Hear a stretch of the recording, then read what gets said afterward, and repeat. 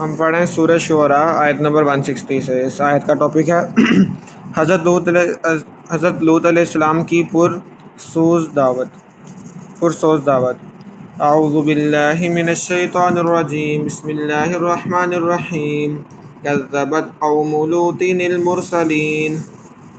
لوط کی قوم نے پیغمبروں کو جھٹلایا اذ قال لهم اخوهم لوط الا تتقون. جبکہ ان کے بھائی لوط نے ان سے کہا کہ کیا تم اللہ سے ڈرتے نہیں ہو. حضرت لوط علیہ السلام کی بدپروس دعوت. بات دیکھو، حضرت لوط علیہ السلام پہ جس کا عذاب آیا تھا، مسلمان روز پڑھتے ہیں اور یہ مسلمان ہم جنس پرستی کو کہہ رہے ہوتے ہیں، اس میں کوئی برا نہیں، ٹھیک ہے، کھلا تعداد نہیں. انی لکم رسول امین. یقین جانو کہ میں تمہارے لیے ایک امانت دار پیغمبر ہوں. فاتقوا اللہ واطیعون. لہذا تم اللہ سے ڈرو اور میری بات مانو. وما اسألکم علیہ من اجر ان اجری الا علی رب العالمین. اور میں تم سے اس کام پر کسی قسم کی کوئی اجرت نہیں مانگتا، میرا اجر تو صرف اس ذات نے اپنے ذمے لے رکھا ہے جو سارے دنیا جہاں کی پرورش کرتی ہے. اتأتون الذکر اتأتون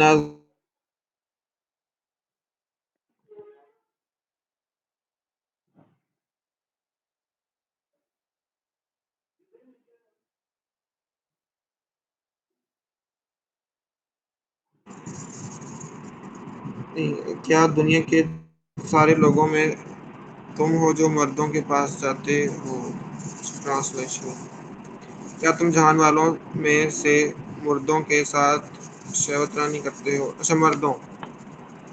کیا دنیا کے سارے لوگوں میں تم جو مردوں کے پاس جاتے ہو، یعنی بتایا جا رہا ہے کہ حضرت لوط علیہ السلام کی جو قوم تھی وہ مردوں کے پاس جا کے اپنی نفسانی خواہش پوری کرتی ہاں، تھی. بس ہم جنس پرستی کے قائل تھے نا. دیکھو آج کل اتنا بڑا فتنہ چل رہا ہے، دنیا کس کا پروموٹ کرے سامنے یہاں لوگ کر رہے ہیں، لوگ دنیا اس طرف جا رہی ہے اور لوگ اندازہ بھی نہیں ہے. لوگوں کو پتہ ہی نہیں حضرت لوگ قوم کا، پہلی بار لوگوں کو پتہ بھی نہیں ہے ایسے قوم پہ عذاب آیا تھا. تم نا 10 لوگ اکٹھے کر لو، کوئی بھی عام پاکستان میں سے حضرت لوط علیہ السلام کو پوچھنا، کافی کو پتہ بھی نہیں ہوگا اس کا اتنا بڑا تھا. لوگوں کو اندازہ ہی، لوگ کہتے ہیں خیر کچھ نہیں ہوتا، یہ انسانیت کے لیے ہے، انسانیت کے لیے ان پہ عذاب بہت برا آتا ہے. ابھی آگے دیکھ لیں گے، چلو پڑھو نہیں.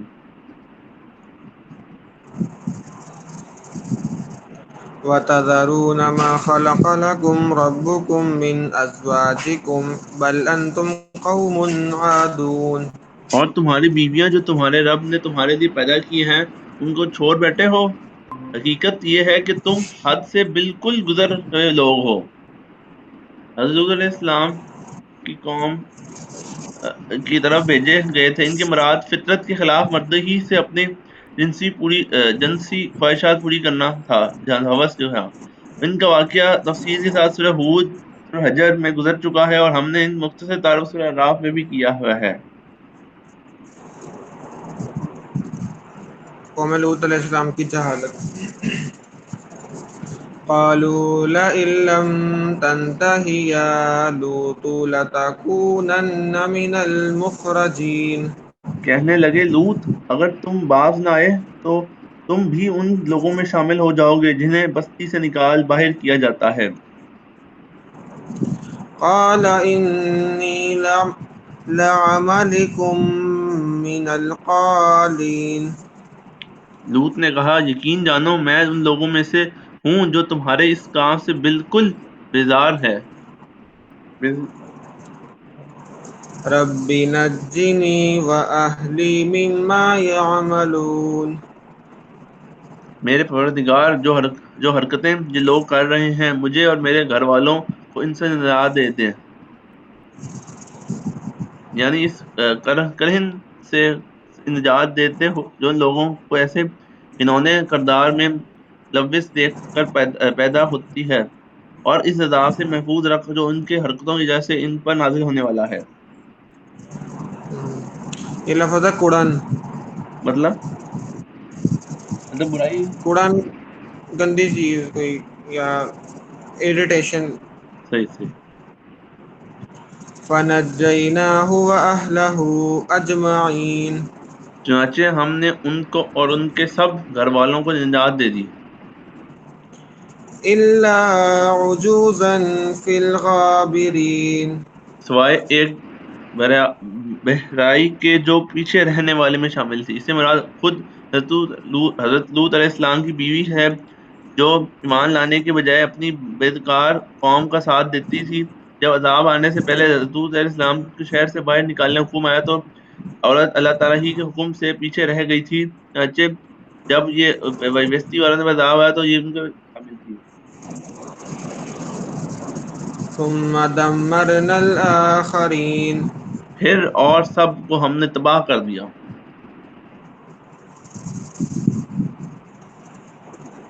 وَأَمْطَرْنَا عَلَيْهِمْ مَطَرًا فَسَاءَ مَطَرُ الْمُنذَرِينَ. اور ان پر ایک زبردست بارش برسا دی. غرض بہت بڑی بارش تھی بری بارش تھی جو ان پر برسی جنہیں پہلے سے ڈرایا گیا تھا. یہ پتھروں کی بارش سے مراد ہے جو ان لوگوں پر برسائی گئی تھی جیسے کہ تو ہجر میں صراحت کے ساتھ فرمایا گیا ہے. إِنَّ فِي ذَلِكَ لَآيَةً وَمَا كَانَ أَكْثَرُهُم مُؤْمِنِينَ. یقیناً اس سارے واقعے میں عبرت کا بڑا سامان ہے پھر بھی ان میں سے اکثر لوگ ایمان نہیں لاتے.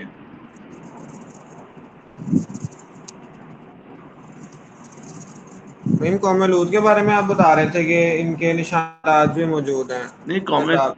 جو صراعت ہے حضرت صالح علیہ السلام کی قوم کی جو خبریں ہیں حضرت لوط کوئی علیہ السلام سبب. پہ تو بہت سخت عذاب آیا تھا. اس کا تو صحیح ہے. ہاں ان پہ تو بہت سخت عذاب آیا تھا. وَإِنَّ رَبَّكَ لَهُوَ الْعَزِيزُ الرَّحِيمُ. اور یقین رکھو کہ تمہارا پروردگار صاحب اقتدار کا بھی مالک ہے اور بڑا مہربان بھی.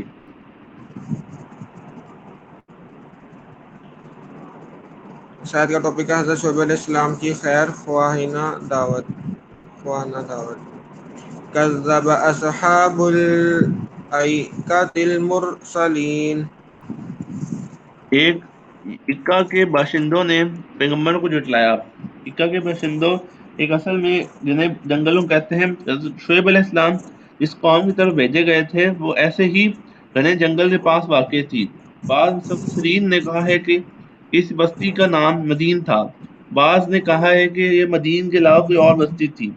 حضرت شعیب علیہ السلام اس کی طرف بھی بھیجے گئے اور اس قوم کا واقعہ سورہ اعراف میں گزر چکا ہے اس لیے آیت کی حواشی مفاضہ فرمائیے.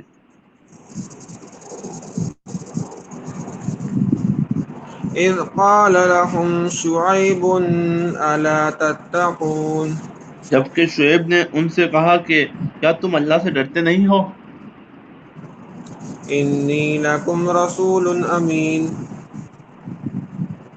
یقین جانو کہ میں تمہارے لیے ایک امانت دار پیغمبر ہوں. فاتقوا اللہ واطیعون.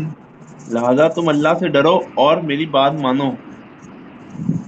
وما اسألكم علیہ من اجر ان اجری الا علی رب العالمین. اور میں تم سے اس کام پر کسی قسم کی کوئی اجرت نہیں مانگتا. میرا اجر تو صرف اس ذات نے اپنے ذمہ رکھا ہے جو سارے دنیا جہان کی پرورش کرتی ہے. یاد رپیٹ ہوئی ابھی. اوفوا الکیل ولا تکونوا من المخسرین. پورا پورا ناپ دیا کرو اور ان لوگوں میں سے نہ بنو جو دوسروں کو گھاٹے میں ڈالتے ہیں. غفر شرک کے علاوہ ان لوگوں کی ایک خرابی یہ تھی کہ تجارت میں ڈنڈی مارنے کی عادت تھی.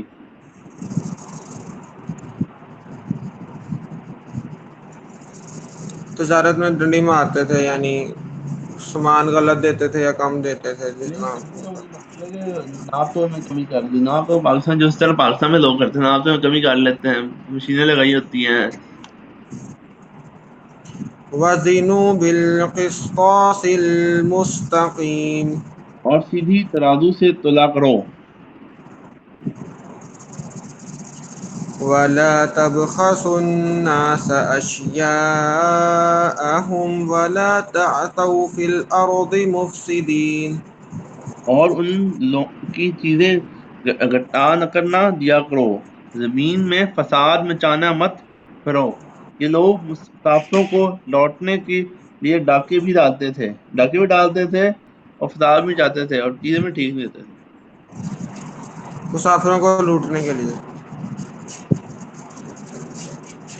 واتقوا الذي خلقكم والجبلة الأولين.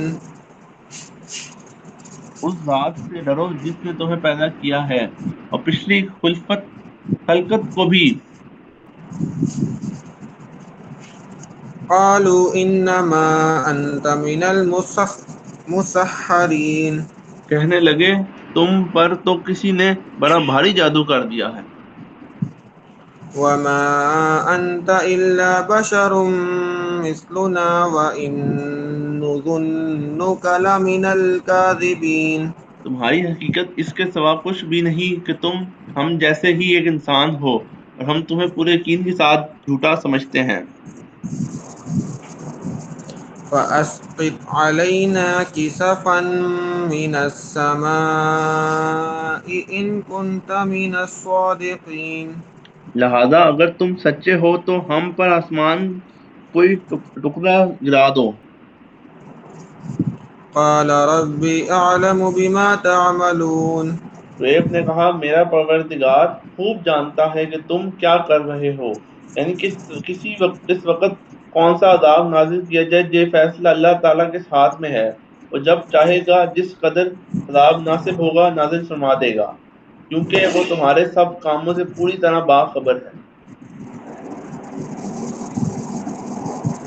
فكذبوه فأخذهم عذاب يوم الظلة إنه كان عذاب يوم عظيم.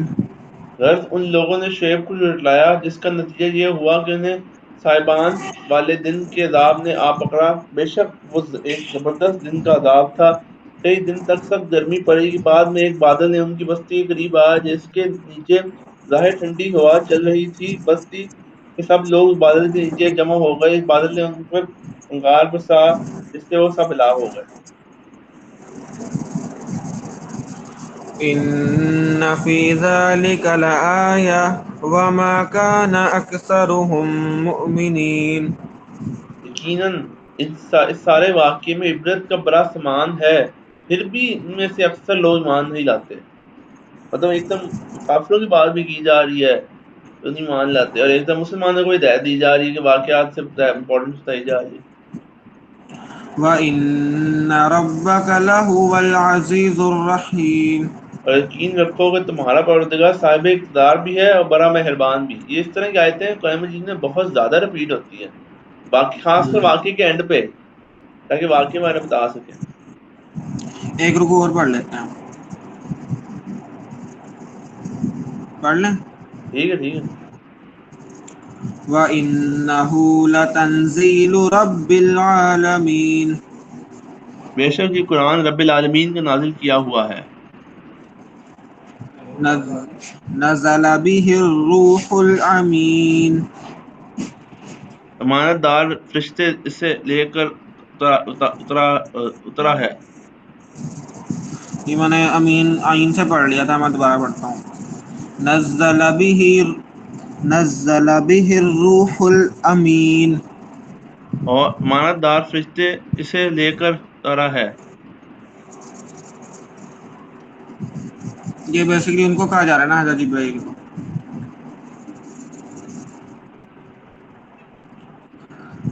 علی قلبک لتکون من المنذرین. اے پیغمبر تمہارے قلب پر اترا ہے کہ تاکہ تم ان پیغمبروں میں شامل ہو جاؤ جو لوگوں کو خبردار کرتے ہیں. یہ ہمیں ایک نئی بات پتہ چلی ہے کہ حضور صلی اللہ علیہ وسلم، نئی کہہ لو یا روایت ہوگی، کہ حضور صلی اللہ علیہ وسلم کے دل پر قرآن مجید اترتا تھا، اور حضور صلی اللہ علیہ وسلم کو اللہ تعالیٰ نے کہا ہے سورہ اعلیٰ کے اندر کہ ہم آپ کو قرآن مجید یاد کروائیں گے اور پھر آپ نہیں بھولیں گے. سنکریو کا فلا تنسا الا ماشاء اللہ، کہ سوائے اس سے جو اللہ چاہے. صحیح صحیح. بِلِسَانٍ عَرَبِيٍّ مُبِينٍ. ایسی عربی زبان میں اتارا ہے کہ جو پیغام کو واضح کر دینے والی ہے. واضح کر کے عربی زبان کے اندر واقعی ایک ایسی چیز کہ چیزوں کو زیادہ واضح کر پاتی ہے ایز کمپیئر ٹو دوسرے لینگویجز میں. عربی تو ایک بہت بڑی لینگویج ہے. فار ایگزامپل عربی کا تو اگر آپ عربی سیکھتے ہیں نا تو آپ کو تو مطلب ہی کچھ اور پڑھتے پڑھتے آپ مطلب سمجھ آنے لگ جاتے ہیں. میں نے سنا تھا کہ جو گھوڑا ہے نا، گھوڑے کے کچھ 70 نام ہے عربی میں، مختلف ایجز کے گھوڑے کے، مختلف سچویشن کے لحاظ سے. ہاں مجھے اردو عربی تو زبان ہی بہت واسٹ ہے. اور اردو کے اندر کیا صرف گھوڑا ہی ہے، گھوڑا گھوڑا بس گھوڑا. اردو لینگویج ہے. جنگا گھوڑا، عام گھوڑا، بس ہاں اتنا. اب ایک آیت کے اتنا مطلب نکل سکتے ہیں، اگر ایک آیت تو مطلب اس طرح نکال لو نا، حدیث کو تو حدیث کو کچھ مطلب بدل لو. حدیث اور قرآن مجید کو حدیث وائز اور اس طرح بڑا بندہ پیکج دیکھ سکتا بڑی زبردست چیز ہے یہ. ہے. وَإِنَّهُ لَفِي زُبُرِ الْأَوَّلِينَ. اور اس قرآن کا تذکرہ پچھلی آسمانی کتابوں میں بھی موجود ہے، یعنی تورات، زبور، انجیل میں نئے دوسرے انبیاء کرام علیہ السلام کے صفحے بشارت دی گئی. آخری پیغمبر اور ان کتابوں بہت سی تحریف ہو گئی، لیکن ان میں سے اکثر متعدد بشارتیں آج بھی کتابوں میں موجود. حضرت مولانا رحمت کنواری کی نے اپنی کتاب اظہار حق میں آخری باب میں یہ ظاہر فرمایا. اس کتاب کا اعلیٰ ترجمہ بائبل سے قرآن تک نام چاہیے، یعنی کہ بائبل کی کتاب میں لکھا ہوا ہے کتاب نا اس کے.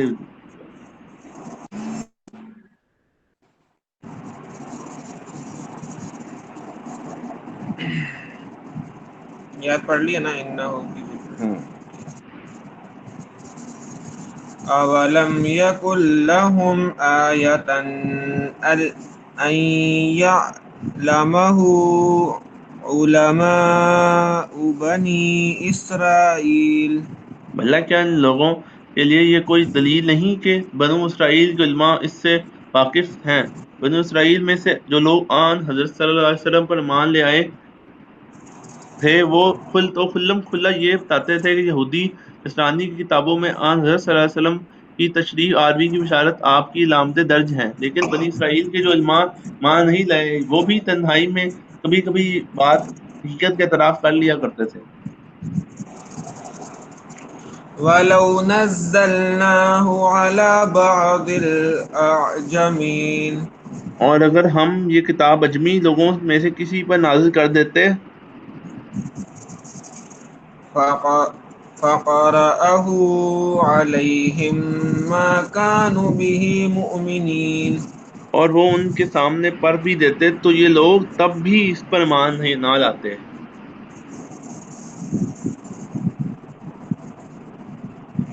یعنی اگر ہم قرآن کریم کے معجزہ ہونے کی اور زیادہ وضاحت اس طرح کر دیتے کہ یہ عربی زبان کی کتاب کسی غیر عرب پر نازل ہوتی جو عربی سے ناواقف ہوتا، اور وہ عربی نہ جاننے کے باوجود اس عربی قرآن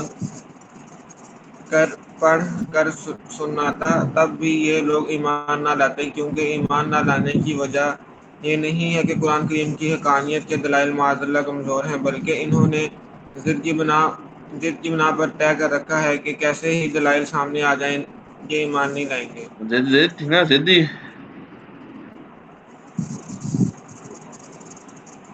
کیا؟ نہیں وہ زدی زدی اگلی آیت میں اس کی ہاں وضاحت ہاں. آ گئی ہے. كَذَلِكَ سَلَكْنَاهُ فِي قُلُوبِ الْمُجْرِمِينَ. مجرموں کے دلوں میں تو ہم نے اس کے اسی طرح داخل کیا ہے. مطلب یہ ہے قرآن کریم اگرچہ ہدایت کی کتاب ہے اور لوگوں کے حق طلبگار ہو کے ان کے دل پر اثر انداز ہوتی ہے اور ان کی ہدایت کا ذریعہ بنتی ہے، لیکن چونکہ انہوں نے ضد کا راستہ اپنا رکھا ہے اس لیے ہم بھی ان کے دلوں میں قرآن کی داخل کرتے ہیں کہ اس کو کوئی اثر نہیں ہوتا. یعنی کہ الف لام میم ذالک الکتاب کا مطلب یہ آیت ہے متقی لوگوں کے لیے جو کوشش کرتا ہے بھائی ہدایت اس کو ملتی ہے، ورنہ تو لوگوں کا فیملی گزرتا ہے ہدایت نہیں ملتی. لا يؤمنون به حتى يروا العذاب الأليم یہ لوگ اس وقت تک مان نہیں لائیں گے جب تک دردناک عذاب آنکھوں سے نہ دیکھ لیں. فيأتيهم بغتة وهم لا يشعرون اور وہ ان کے پاس اس طرح اچانک آ کھڑا ہو کہ ان کو پتہ بھی نہ چلے. یہ لفظ ہے نا بغتتاً، یہ کافی جگہ استعمال ہوا ہے قرآن میں. میں نے تراویحوں میں بھی سنا تھا. تو اس کا مطلب ہوتا ہے اچانک آ جانا. یعنی کہ اچانک جب عذاب آئے تب ہی پتہ چلے گا. یہی ہوتا ہے.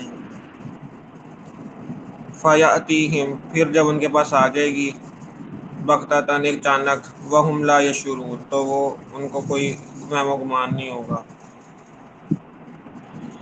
فَيَقُولُوا هَلْ نَحْنُ مُنظَرُونَ، پھر یہ کہہ اٹھیں گے کیا ہمیں کچھ مہلت مل سکتی ہے. اوئے ہوئے ہوئے، یہ بڑی ٹائم ابھی بھی ٹائم کریٹیکل. مانگ رہے ہیں.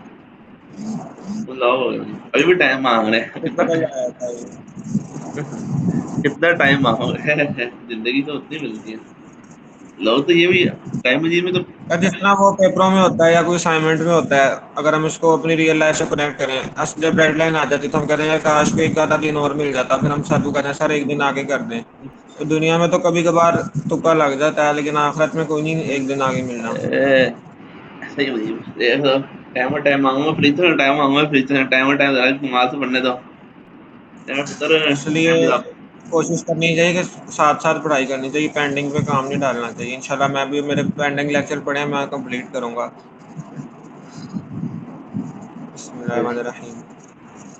افبعذابنا یستعجلون، اور وہ ان کے پاس اس طرح اچانک آ کھڑا ہو گئے ان کو پتہ بھی نہیں چلے. ہوئے ہوئے ہوئے ہوئے.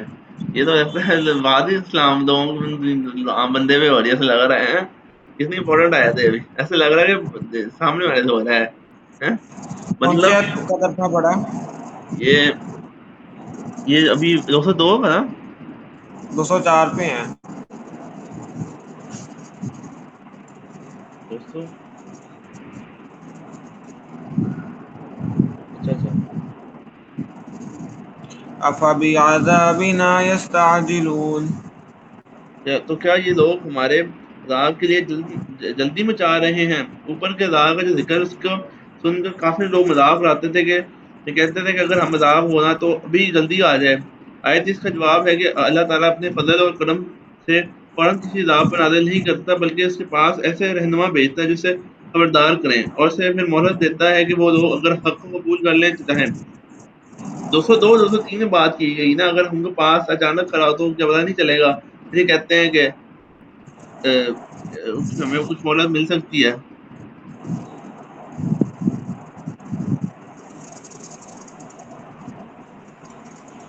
افرأیت ان متعناہم سنین، بھلا بتاؤ اگر ہم کئی سال تک انہیں عیش کا سامان مہیا کرتے رہیں ثم جاءہم ما كانوا یوعدون، پھر وہ عذاب ان کے اوپر آ کھڑا ہو جس سے انہیں ڈرایا جا رہا ہے. ما اغنى عنهم ما كانوا یمتعون، تو عیش کا جو سامان ان کو دیا جاتا رہا وہ انہیں عذاب کے وقت کیا فائدہ پہنچا سکتا ہے. عذاب کے جلدی آنے پر کافروں کا ایک استدلال یہ تھا کہ اللہ تعالیٰ نے تمہیں بڑے عیش دے رکھے ہیں. اگر ہم لوگ غلط راستے پر ہوتے تو عیش ہمیں کیوں ملا جاتا. ہاں یہ تو لوگ بھی آج کل لوگ بھی یہی سوال اٹھاتے ہیں کہ ہمیں کچھ نہ کچھ مل رہا ہے ہمارے پاس ہم ٹھیک راستے پہ ہیں. ان آیت میں جواب دیا گیا کہ اللہ تعالیٰ نے یہ مہلت سنبھالنے کے لیے دی ہوئی ہے. اگر کچھ لوگ سنبھل گئے تو خیر، ورنہ جب مہلت ختم ہوگی مثلا مرنے کے بعد عذاب آئے گا تو عیش و عشرت جس کی مدد کی دنیا میں راہ رہے ہو کچھ بھی کام نہیں آئے گی. بلکہ اس وقت معلوم ہوگا کہ آخرت کی زندگی کے مقابلے میں اس کا ذرا برابر کوئی واقعات نہیں. مطلب وہی بات ہے آخرت کی زندگی کی تو کوئی بات ہی نہیں نا. اب صرف قیامت کا دن ہی ٹاسک. اگر قیامت کا دن اگر ہم سپوز کریں نا دنیا کے حساب سے تو اگر 24 گھنٹے کا قیامت کا دن ہے نا تو 2 منٹ زندگی کیا ہے. اور بھی آخرت کا بات نہیں کی گئی. آخرت کتنی زیادہ ہے اس پہ سوچ ہی نہ کرو. ابھی ہم صرف قیامت تک دن کی بات کر رہے ہیں. لوگ اللہ اکبر اللہ اکبر. وما أهلكنا من قرية إلا لها منذرون اور پھر ہم کسی بستی کو اس کے بغیر ہلاک نہیں کر کہ پہلے اس کے لیے خبردار کرنے والا موجود تھے،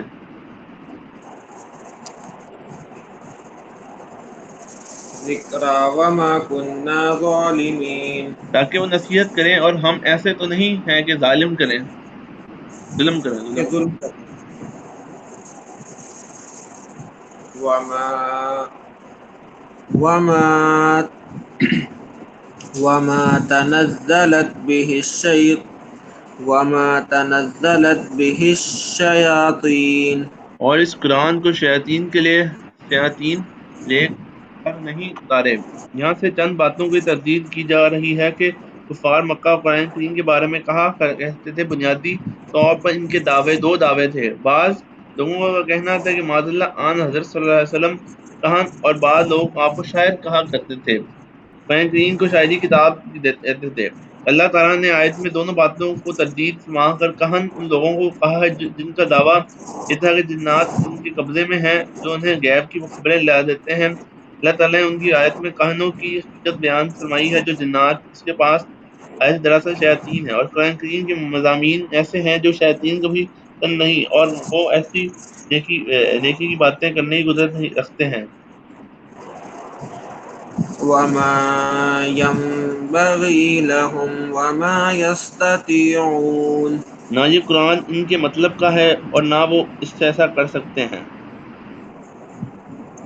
إنهم عن السمع لمعزولون انہیں لمعزولون تو وحی کے سننے سے بھی روک دیا گیا ہے۔ فلا تدع مع الله إلها آخر فتكون من المعذبين لہذا اللہ کے ساتھ کوئی معبود نہ مانو، کبھی تم بھی ان لوگوں میں شامل ہو جاؤ جنہیں عذاب ہوگا۔ وأنذر عشيرتك الأقربين اور اے پیغمبر تم اپنے قریب ترین خاندان کو خبردار کرو۔ یہ آیت ہے جس کے ذریعے صلی اللہ علیہ وسلم کو سب سے پہلے بار تبلیغ کا حکم ہدایت دی گئی ہے۔ تبلیغ کا آغاز اپنے قریبی خاندان کے لوگوں سے فرما، چنانچہ ہدایت نازل کرنے کے بعد آپ نے خاندان کے قریبی لوگوں کو جمع کر کے دین حق کی دعوت دی۔ اس میں سبق اصلاح کرنے کو سب سے پہلے اپنے ساتھ خاندان شروع کرنا چاہیے۔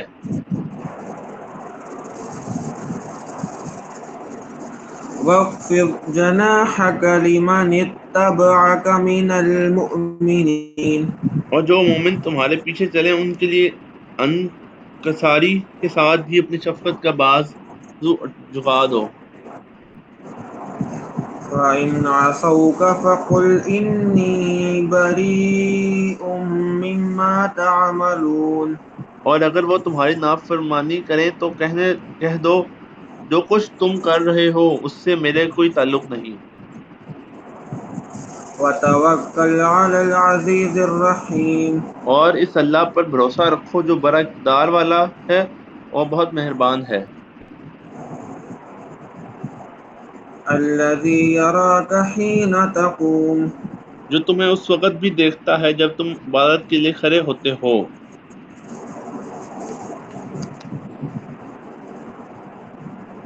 وت- وت- وتقلبك في الساجدين اور سجدہ کرنے والوں کے درمیان تمہاری آمد و رفت کو بھی دیکھتا ہے۔ إنه هو السميع العليم یقین رکھو کہ وہی ہے جو ہر بات سنتا ہے، ہر چیز جانتا ہے۔ هل أنبئكم على من تنزل الشيطان هل أنبئكم على من تنزل الشياطين یا میں تمہیں بتاؤں کہ شیاطین کن لوگوں پر اتارے ہیں؟ تنزل على كل أفك أثيم وہ ہر ایسے شخص پر اتارے ہیں جو پلے درجے کا جھوٹا گھنگار ہو۔ يلقون السمع وأكثرهم كاذبون وہ سنی سنائی بات لا ڈالتے ہیں اور ان میں سے اکثر لوگ جھوٹے ہوتے ہیں. شیاطین کی باتوں پر بھروسہ کرنے والے جو نیک لوگ ہیں نیک انگار لوگ کہتے ہیں شیاطین کے دعوے بالکل لوگ وہ ہیں کہ انہیں گہری خبریں. ہوتا یہ ہے کہ کبھی فرشتے کوئی بات ان کانوں میں پڑ جاتی تو وہ اس بہت سے جھوٹ شامل کر کے اپنے متعین آ کر بتا دیتے ہیں. معتقدین یعنی معتقد دین، معتقد ہوتا ہے نا، معتقد دین. مطلب جھوٹ جا کے. عقیدہ جو آپ کے مطلب سپورٹرز فالوورز ہوتے ہیں نا، عقیدہ سے معتقد ہے اس طرح کا عقیدہ. والشعراء يتبعهم الغاوون. رہے شاعر لوگ تو ان کے پیچھے تو بے راہ لوگ چلتے ہیں. ألم تر أنهم في كل واد يهيمون. کیا تمہیں دیکھا نہیں کہ ہر وادی میں بھٹکے کرتے ہیں. یا ایک کفار کی دوسری بات جدید یا نبی کریم صلی اللہ علیہ وسلم معدلہ شاعر ہیں. قرآن کریم شاعری کی اللہ تعالیٰ فرماتے ہیں شاعر تو ایک بڑی تخلیقی چیز ہے جس کا بس اوقات حقیقت سے تعلق نہیں ہوتا. چنانچہ اپنی خیالی میں یہ خیالی وادیوں میں بھٹکے رہتے ہیں، طرح طرح کی مبالغے کرتے ہیں، تشبیہات اور استعارے میں حد سے گزر جاتے ہیں. اور یہ لوگ شاعری کے اپنے اوڑھنا بچھونا بنا لیتے ہیں. ان کو کوئی بھی اپنا دینی پیشو نہیں بناتا، اور وہ اگر کوئی اپنا مختار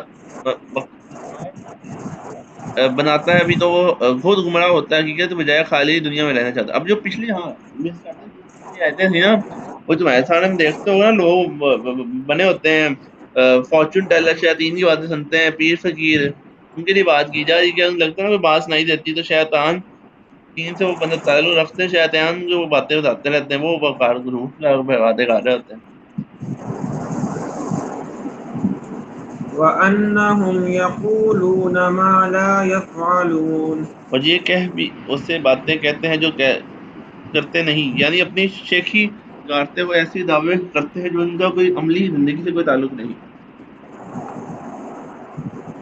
یعنی جو قرآن مجید ہے، حضور صلی اللہ علیہ وسلم نے پورے قرآن کی پر عمل کر کے دکھایا تھا.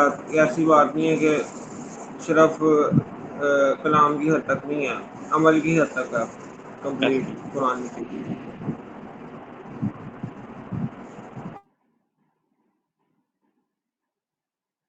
الذين آمنوا وعملوا الصالحات وذكروا الله كثيرا وانتصروا من بعد ما ظلموا وسيعلم الذين ظلموا أي منقلب ينقلبون. اور ہاں مگر وہ لوگ مستثنی ہیں جو ایمان لائے، اور مستثنى. مستثنا جو لوگ ایمان لائے، انہوں نے نیک عمل کیے اور اللہ کو کثرت سے یاد کیا اور اپنے اوپر ظلم ہونے کے بعد اس کا بدلہ لیا. اور ظلم کرنے والوں کو عنقریب پتہ چل جائے گا کہ وہ کس انجام کی طرف پلٹ رہے. استثنا ذکر فرمایا کہ اللہ تعالیٰ نے واضح فرما دیا ہے کہ اگر شاعری میں یہ خرابیاں نہ ہوں، ایمان اور عمل صالح کے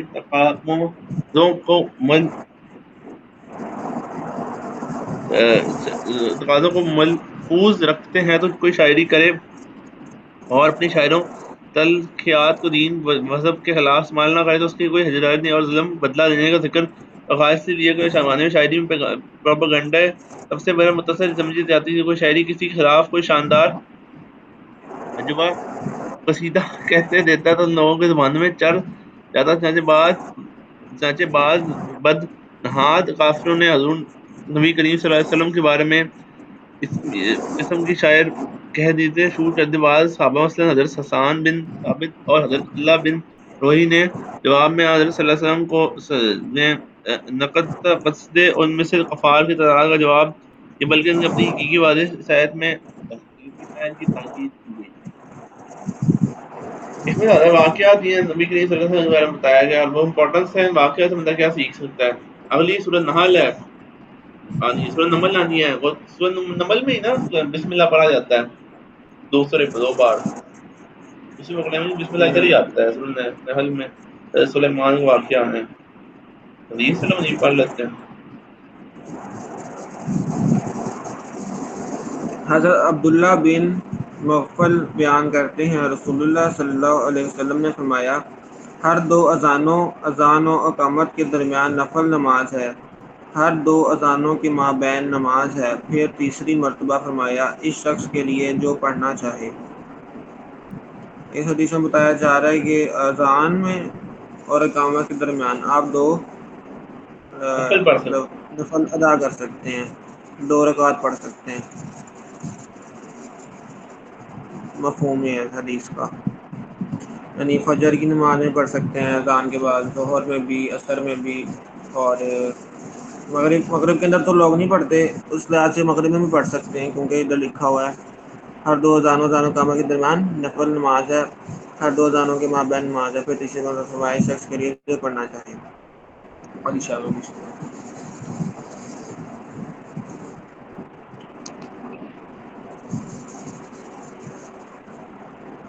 حضرت ابو ہریرہ رضی اللہ عنہ بیان کرتے ہیں رسول اللہ صلی اللہ علیہ وسلم نے فرمایا امام نماز کا نگہبان ہے جبکہ مؤذن اوقات نماز کا امانت دار ہے. اے اللہ اماموں کی رہنمائی فرما اور اذان دینے والوں کی مغفرت فرما. حضور صلی اللہ علیہ وسلم نے فرمایا امام نماز کا نگہبان ہے جبکہ مؤذن اوقات نماز کا امانت دار ہے. اے اللہ اماموں کی رہنمائی فرما اور اذان دینے والوں کی مغفرت فرما.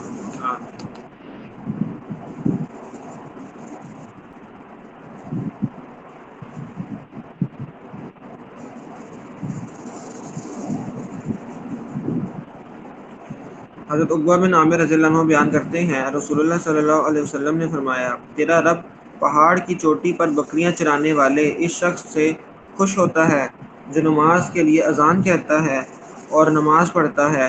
چنانچہ اللہ عز و جل فرماتا ہے میرے اس بندے کو دیکھو، وہ اذان کہتا ہے اور نماز پڑھتا ہے، وہ مجھ سے ڈرتا ہے، میں نے اپنے بندے کو بخش دیا اور اسے جنت میں داخل فرما دیا. آمین. یعنی اگر بندہ اکیلا ہو تو وہ اذان کہے اور نماز پڑھے، اور یہ بات اللہ کو بہت پسند ہے. ہاں جیسے اگر تم نا کسی ٹرین کدھر گئے ہو پھر تم کر سکتے اس طرح، تو پھر آپ کو اس اذان حدیث سے سننی مطلب چاہیے. یہ فیل ہو رہا ہے، یہ مفہوم ثابت ہو رہا ہے کہ اگر آپ مطلب بالکل بھی ویران علاقے میں ہیں یا جس طرح پہاڑ اور کی اذان چوٹی پہ. پڑھنی چاہیے، اذان پڑھنا ضروری ہے. دعاؤں کا بیان. حضرت ابو ہریرہ رضی اللہ عنہ بیان کرتے ہیں رسول اللہ صلی اللہ علیہ وسلم نے فرمایا ہر نبی کی اپنی امت کے بارے میں ایک دعا قبول ہوتی ہے، بس ہر نبی نے دعا کرنے میں جلدی کی جبکہ میں نے اپنی دعا کو اپنی امت کی شفاعت کے لیے روز قیامت کے لیے چھپا رکھا ہے، اور وہ شفاعت انشاءاللہ ہر اس شخص کو پہنچے گی جو اس حالت میں فوت ہوگا کہ اس نے اللہ کے ساتھ کسی کو شریک نہیں ٹھہرایا ہوگا. یعنی رسول وسلم قیامت کے دن ایک دعا کریں گے جو اللہ تعالیٰ نے اسپیشل دی ہوتی ہے، ہر رسول ہر نبی کو ایک خاص دعا دی ہوتی ہے جو کر سکتا ہے، جو قبول ہوتی ہے. دوسرا وہ دعا کریں گے انشاءاللہ قیامت کے دن اپنی امت کے لیے، اور وہ ہر اس شخص کو فائدہ ہوگا جو جس نے ایک دفعہ سچے دل سے پڑھا ہوگا لا الہ الا اللہ محمد رسول اللہ. لا الہ الا اللہ جہاں پہ مطلب اس کا لکھا ہے، یعنی اللہ کے ساتھ کوئی شریک نہیں. ٹھیک ہے، اور ایک ہم پڑھ لیتے ہیں کھانے کا اور ایک دلوں کو نرم کرنے والا. کھانے کا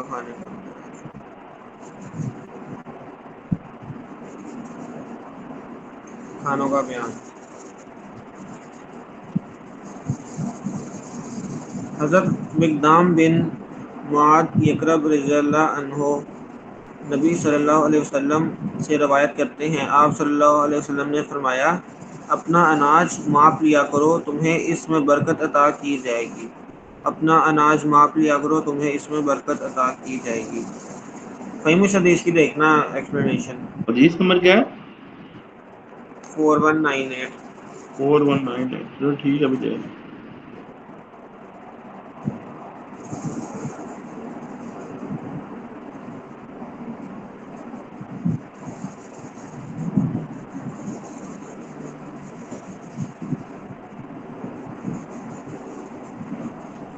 چاہے کھانوں میں سے ہم نے پڑھ لیا، اور اب ہم پڑھ لیتے ہیں دلوں کو نرم کرنے میں.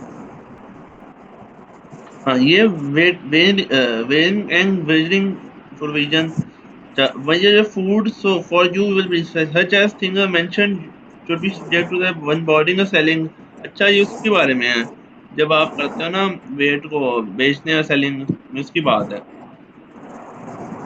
حضرت عثمان رضی اللہ عنہ سے روایت ہے کہ نبی صلی اللہ علیہ وسلم نے فرمایا، انسان کو ان تین چیزوں، رہائش کے لیے گھر، سطر ڈھانپنے کے لیے کپڑے اور روٹی پانی کے سوا کسی چیز کا حق نہیں.